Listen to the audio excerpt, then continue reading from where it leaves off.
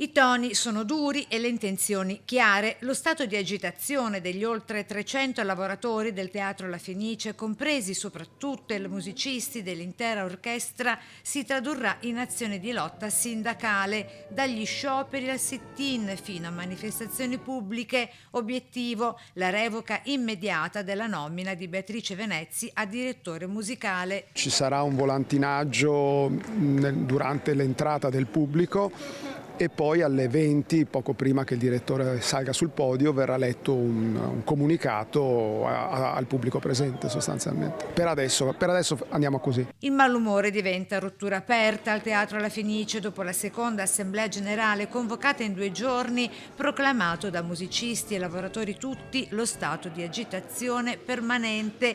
Le maestranze accusano la governance della fondazione di aver imposto una scelta senza ascolto né dialogo.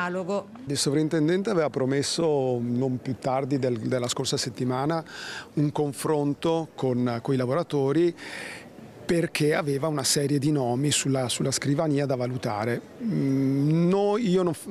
Avrei alcuni nomi, ma io non voglio fare alcun nome perché poi non vorrei che sembrasse tirare la volata a qualcuno piuttosto che a qualcun altro. I nomi ci sono, avremmo dovuto confrontarci come aveva promesso il sovrintendente, in realtà questo non l'ha fatto e questo è stato l'inizio di un crash. La frattura tra la nuova direttrice designata, il cui debutto è previsto da ottobre 2026, e il cuore produttivo della Fenice appare ormai evidente. E noi negli anni abbiamo sempre richiesto un direttore musicale di altissimo livello, perché questa istituzione, come dicevo prima, lo merita perché è famosa nel mondo.